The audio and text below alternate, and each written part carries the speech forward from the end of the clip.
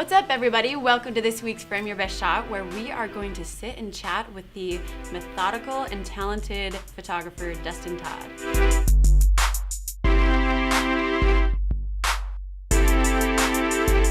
Duston Todd, how the heck are you? Doing great. How are you, Melissa? Good. Thanks for joining us, man. Thank you. How are things over the border in Salt Lake? Things are great. I'm really enjoying this fall weather, and just yesterday was thinking I don't want summer to end, so I'm enjoying it, loving it. So now you're out and about in your Speedo. I get it. Yes, Cool. Yes. Hairy chest and all. Awesome. When did you decide that photography was a must in your life? When did you decide that's the route that you're going to take? Good question. A little more about me. I've always been an artistic person. Even as a kid, I remember being in kindergarten and the teacher going around the class and asking the kids what did they want to be when they grew up, and with a lot of enthusiasm. I knew I wanted to be an artist. I knew that I wanted to somehow be creative and be able to create, and you know, obviously as a kindergarten kid, you don't know exactly what avenue, what direction that's going to be. I just knew that's what my nuts and bolts are. That's who I am. It was actually my wife that pointed me in the direction of the camera. I had taken some high school classes and it was all just kind of fun or whatever, but I didn't take it too seriously. But when we were dating, I was like, I don't know what I'm going to do for us, you know, because we were engaged or whatever. And she was the one that suggested you should try photography. Obviously, you're artistic, you're really good with people, and give it a shot. And so that's what I did. I picked it up and put on that hat and said, I'm gonna try and be a photographer. And I quickly became completely consumed by it. Why? Tell me why. Yeah. Why? What consumed you? What is it about photography that consumed you? Well, speaking of art, back to art real quick. Art is such a meditative, Henry Cartier-Bresson, one of my favorite photographers, I like what he spoke about art, or the differences between art and photography. And art, like he described, is a meditative process. It's an opportunity and a time to slow down and kind of soak in that moment and that self-therapy. And I love that aspect, but I also I didn't enjoy it at times because it was such a solitary moment, right. To sit down and paint in the studio alone, kind of a thing. He also said photography is different in the sense that it's more impulsive, it's more daggers of inspiration. And I've always remembered just that particular part where you're throwing daggers of impulse or intuition, and that's what consumed me, was being able to, rather than this slow meditative process where I'd have to get out my oil paint and paint something and then have to go and clean it up. I hated the cleanup process of painting. Right. Whereas with photography, I could take my camera and I could just shoot out these daggers of impulse or intuition. I don't remember if it's impulse, inspiration, intuition, but you get the point. Right. It's a captivating thing to be able to be in that moment, especially working with people. I love landscape photography and architecture and product and all that, all these different avenues you can go. But that's why I've always turned towards people in particular, is because there's such a spontaneity or such a uncontrolled environment, and you that's those opportunities that you're able to throw out those daggers. Right. How would you define your style? I used to be able to answer that and say, well, my style is minimalist, my style is modern, my style is funky. I don't know. But the more that I've thought about style to me is you. It's who you are. It's you coming out. And so it's hard to put it into words or categories or tags or whatever you want to say. I would just say my style is me. It's my inner voice that's coming out. It's a voice and a vision that has taken a long time to evolve. And it's really interesting, but I found myself on certain projects that I've worked with where I know what I want to shoot. I know the concept that I want to shoot, and I'm there in that moment, and I have these variables and these elements that I'm working with. Everything's come together. We're on the shot. We're on the shoot. And for whatever reason, it's just not working out, and something's just itching at me inside. Right. You know, for example, the death portraits.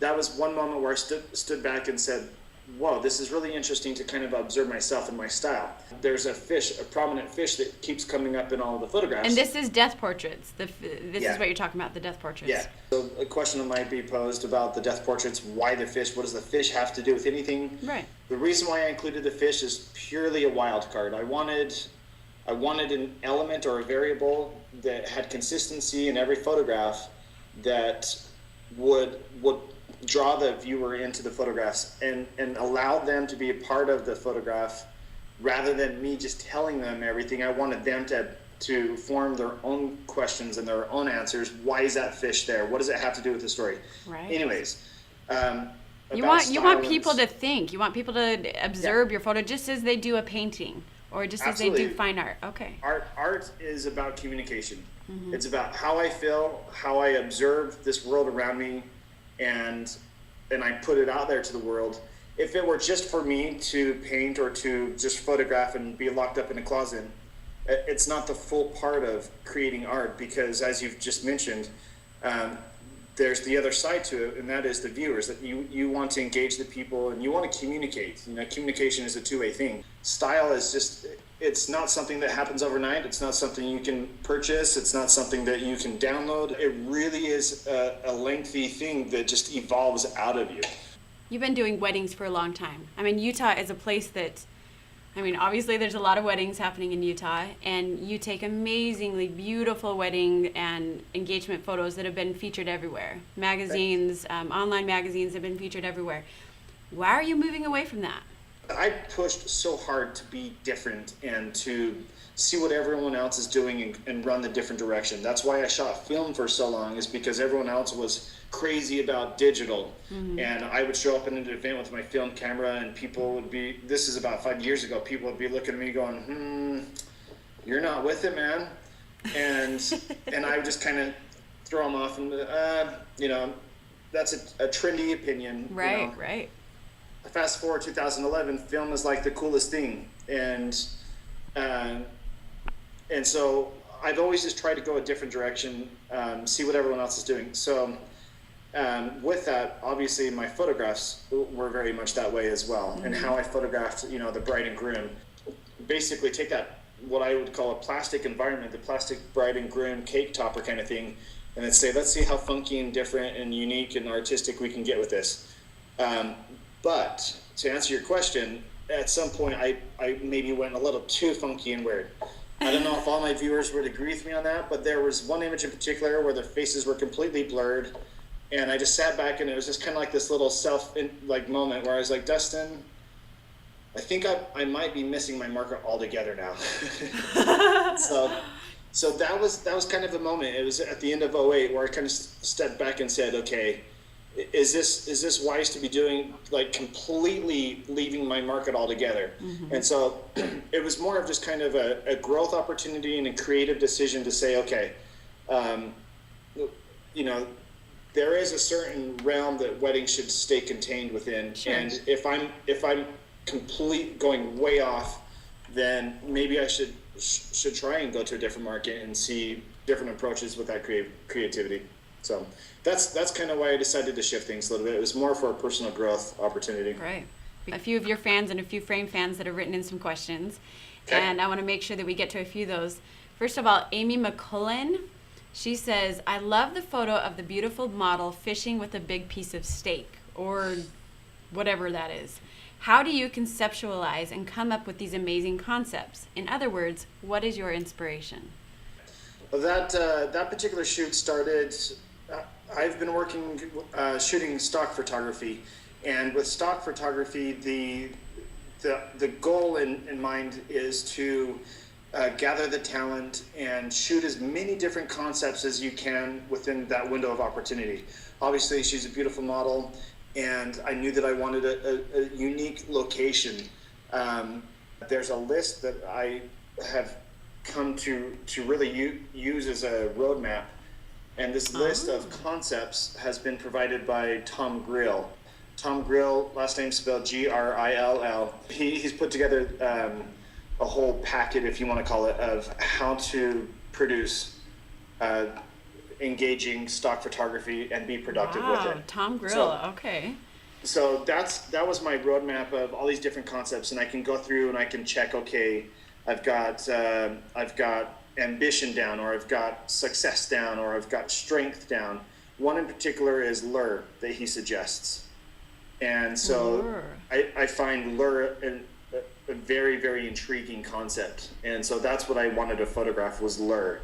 And so that's where you have this beautiful model hanging a big fresh piece of meat out there. I love it. I loved that photo. In a way, also, it was commentary that I wanted to make, because I feel like in many ways the modeling world or the fashion world can get a little too artificial, too superficial, and so I wanted to, like I say, make commentary about, this is what it boils down to. It's meat on a stick and come get it. Wow, interesting. Okay, Heather Parkinson, how do you do the voodoo that you do? What comes to mind when I hear that is voodoo, hoodoo, weedoo. Okay. And that was a quote from the Voodoo Glow Skulls, my high school years. There's a little explicit that I decided to pull out of that, but I would highly suggest check out Voodoo Glow Skulls. So that was a serious question? Does this person know you? Absolutely. Yeah, Heather's a good friend of mine. Cool. But yeah, if she wants a serious answer about my voodoo, I would suggest to check out the Voodoo Glow Skulls. Cool. It's good punk ska music. Okay. Not that I listen to it anymore, but good stuff. All right, so our viewers have some homework. Check it out.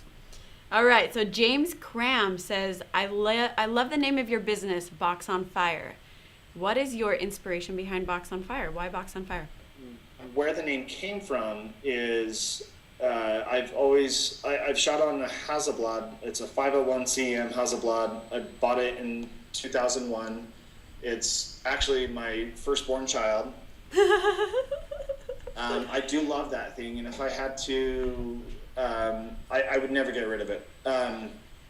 So obviously with that particular camera, it produces square images, which I absolutely love composing with a square image.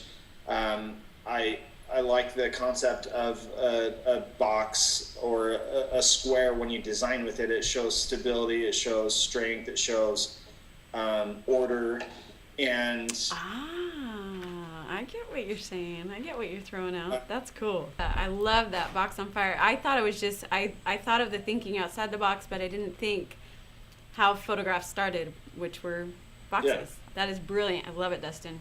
Here's another one coming at you. One more. Melanie Slater. Do you recommend, now you might be biased with this question, but do you recommend photographers going to photo school?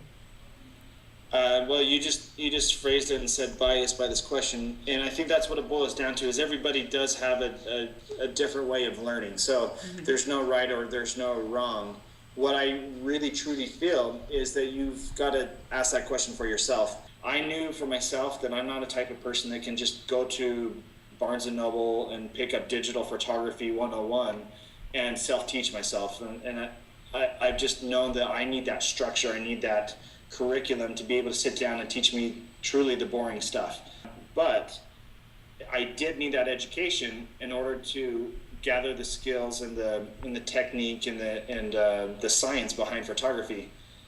Without that education, I would not be able to then run in my direction of expressing and creating and the art. So my answer to your question is, look inside yourself and be honest with yourself. How do you learn? Are you a type of person that's a self-learner, that you can teach yourself? If so, more power to you. There are a ton of people that are self-taught that are doing incredible. A lot of secondary types of education that you get from going to school, in particular, one of my favorite courses from my college is my design class. Out of anything, that was one of my all-time favorite classes, because I really learned to appreciate the simple elements of design the principles and elements of design. And it speaks very heavily in my work, of balance and harmony and unity Right. and space and rhythm and then all the elements of line and shape and texture and color. And long answer, I would suggest go to school if it were me, but Right. again, it's up to you. Wow, cool. Yeah, I did not know that they teach design, but those are very fascinating subjects that I think anyone should learn. Obviously, we have more questions coming in, but for the sake of time, let's jump into the photo contest. This Okay. week, it was Frame Your Best Shot, Beautiful Emotion. And what were your thoughts on the whole shebang? What do you think of all the photos that were sent over for finalists? I thought it was a fantastic category, if you want to call it, beautiful emotion. Obviously, you would hope that photographs have some type of emotion. That's what we connect with. We're people filled with emotion. We're not robots. And so I love the category to try and draw people into that emotional aspect of photography. Cool. So it was really fun to be able to see people answer that question as to what is it that's emotional, how, and here's my photograph to show that beautiful emotion. Right. So I really enjoyed looking over a lot of great work. Yeah, there were some really cool submissions this week. Do you have your top 3? I do. Yeah? What helped me boil it down to my top 3 is photographs that I would like to hang in my home. Okay. And it kind of changed that whole perspective of submission and person judging. Instead, it became more about what is it that I really like. Okay. So keep that in mind that this is completely Duston Todd's personal. This is what I dig. Okay. Let's So- see what do you dig? What did you choose for your top 3? Let's start with third place. All right, third place goes to Melissa Oden. Okay. I don't know if I'm saying the names right, but again, as I said earlier, this is completely coming from Dustin, and obviously with judging, the judges are biased. I have a really close family friend, and he just went to Afghanistan.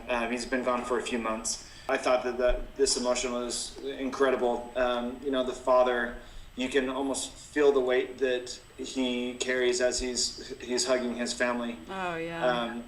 Yeah, so fantastic photograph. Yeah, Melissa Oden Bradfield. That is a beautiful shot. Very emotional. That touches home for me. I've got 3 brother-in-laws that are out in Afghanistan too, so that's a beautiful shot, Melissa. Yeah, and if I could offer just a little bit of Constructive criticism. Do it. Just to help out that photograph just a little bit more, I personally would suggest maybe photoshopping out the tattoo. I feel like it's a little bit distracting on the shoulder blade of the wife.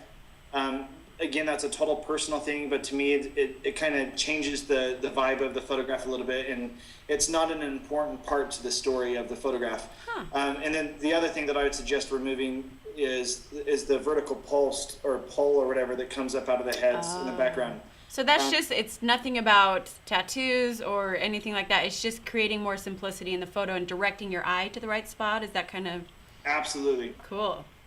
Regardless, great photo, great constructive It's criticism. fantastic. Love it. Obviously, that's why I picked it. Yes. Second place. What do you think? Second place, Maryanne.